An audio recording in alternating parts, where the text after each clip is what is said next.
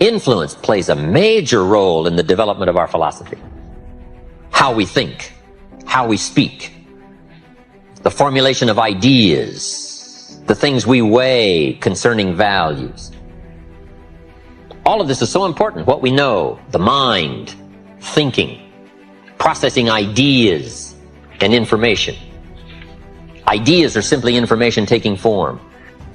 Now we do something very important with what we know. We weigh it. We put it on our mental scales and we weigh it. And I don't know, we may give it a number from 1 to 10. Probably not consciously. But if we hear something and we come into possession of some information and we give it a 10, we'll probably act on it right away. If we give it a 1, we'll probably let it slide. If it's important, we'll do something about it. If we don't think it's important, we'll probably let it go. But it's so important to evaluate. But here's a very important image, and that is your image of yourself. The way you dress, the way you talk, the way you think, your capacity for learning. All of that is an important image that you have of yourself.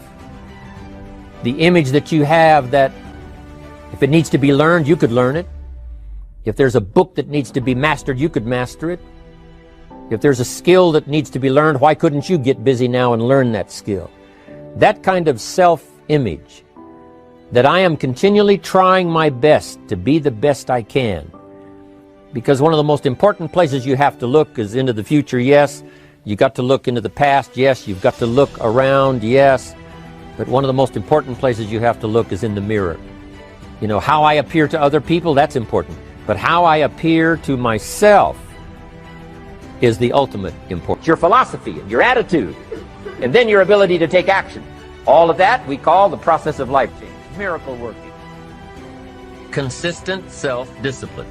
Set up a discipline when the emotions are high and the idea is strong and clear and powerful. That's the time to set up the discipline. Somebody talks about good health and you're stirred. It's right. I need to get a book on nutrition. Get the book before the idea passes and before the emotion gets cold. Go for the book. Start the library. Start the process. Fall on the floor. Do some push-ups. Action. Got to take action. Otherwise, the wisdom is wasted. Otherwise, the emotion soon passes. Unless you put it into a disciplined activity. Capture it. Disciplines is called how to capture the emotion and how to capture the wisdom and translate it into equity. Disciplines. You start walking around the block, it'll inspire you to get an apple. Get an apple, it'll inspire you to get a book. Get a book, it'll inspire you to get a journal. Get a journal, it'll inspire you to grow, develop some skills. All disciplines affect each other. When you become 18, when you move out of the house, when you're an adult, you have to parent yourself. Unless you understand that you've got to parent yourself. You got to push yourself. You're not going to make your dreams come true. What's stopping you? Are you too tired? Didn't get enough sleep? Don't have enough energy? Don't have enough time? Is that what's stopping you right now? Don't have enough money? Is that the thing? Or is the thing that's stopping you? You?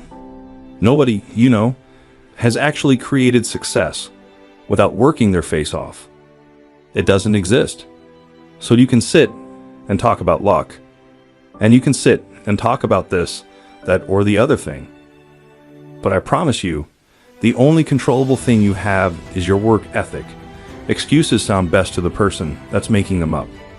Stop feeling sorry for yourself. I have some millionaire friends who keep working 10 to 12 hours a day, making more millions. And it's not because they need the money. It's because of the joy, pleasure, and satisfaction that come to them from being constant winners. To them, money is not their main drive. It's not the money. It's the journey. Once in a while, someone says to me, if I had $1 million, I'd never work another day in my life. Hey, that's probably why the good Lord sees to it that he doesn't get his million. Because he just quit. Family is another reason, or motivator for doing well. Some people do extremely well because of other people. And that's a powerful reason. Sometimes we will do things for someone else that we would not do for ourselves. We are made that way. You can start off easily nowadays to try and become famous very quickly, try to build up a very high level lifestyle. But the question ultimately is, all these things, one day they will reach their peak and they will vanish again. And then the question remains, what is the foundation that is going to hold you up? Because sometimes living a fast way up also means it's going to be a fast way down. That's why very often we say, just look outside the tree. It does not happen in the whole universe that you are planting this tree on one day and 1 week after you have that huge tree standing in front of you. It's just not happening in this world. A key word we learn in leadership skill training: perception. Trying to find value in something. Where is the value? How valuable is it? How important is it? Is there something here that I can't see at first glance? Is there something below the surface? Is there something in the inner workings of it? What goes behind it? What goes beyond it? What is its origin? All of these questions that help us come to the perception of value, ideas, evaluating information. Now here's what's important: to have a good set of mental scales. What if in processing information your mental scales were off? And you weighed everything a little wrong? Do you think that would affect your life? The answer is, of course. And all you got to be is a little off for 10 years. And you can imagine what the difference is. I got a key phrase for you. Life accumulates. We either accumulate the debt or the value. We either accumulate the regret or we accumulate the equity. Setting goals is a very important part of our life's process. Guess how many people have a constant plan for setting, rearranging, evaluating, and strengthening the purpose of their goals?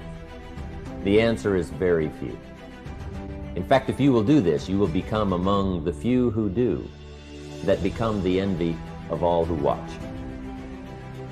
In the leadership seminar, we came up with a whole 10-year plan of goal setting, business goals and personal goals, family goals, economic goals, financial independence. It's a basic fundamental. In fact, if you will work hard on setting goals, put together a plan for setting goals, reevaluate them, rearrange them, constantly talk about them, go over them again and again, I tell you what this process will do, in my personal opinion. It'll put you in what's known as the top 5%. And if you want to be successful, if you want your life to really change in major ways, this is one of the fundamentals. A person who has purpose in their life, they have something to go for, some meaning. One writer described it, for some people it becomes a magnificent obsession. And for you and I, maybe it doesn't need to be that dramatic as a magnificent obsession. But it has to be something that does something to us, something that pulls us, especially into the future. You know, there are many influences on us. One is the influence of the past. Some people are always pulled back by the past. Some people are always pulled aside by the distractions. But here's what's powerful.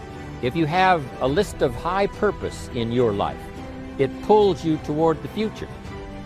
And the more powerful the purpose is, the stronger it pulls.